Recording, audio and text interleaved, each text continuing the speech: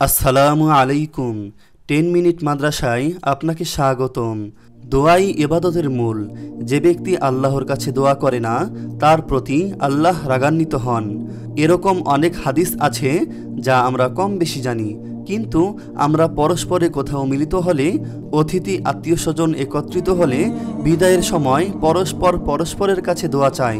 অনেকে বিভিন্ন মাধ্যমে দোয়া চায়।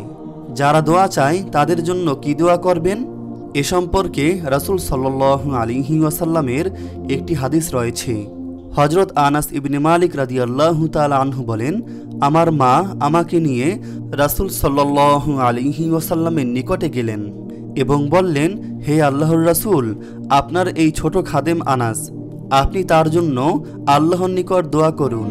তখন রাসূল সাল্লাল্লাহু আলাইহি ওয়াসাল্লাম বললেন, আল্লাহুম্মা গফির মা লাহু ওয়া ওয়ালাদাহু ওয়া আতিল উমরাহু ওয়াগফির লাহু ওয়া বারিক লাহু ফিমা রাযাকতাহু।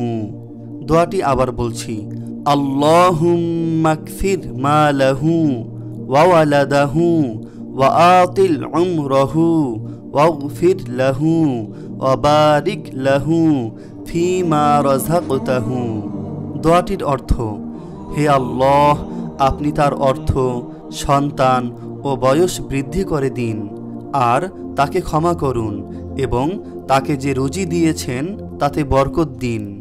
পরিশেষে আল্লাহ তাআলা প্রত্যেককে কোরআন ও হাদিস মোতাবেক দোয়া আমল ইবাদত বন্দিগি করার তৌফিক দান করুক, আমিন। এই দোয়াটি শেখার জন্য আমার সাথে সাথে পড়ুন, আল্লাহুম্মা গফির মা লাহু ওয়া ওয়ালাদাহু ওয়া আতিল উমরাহু ওয়াগফির লাহু ওয়া বারিক লাহু ফিমা রাযাকতাহু।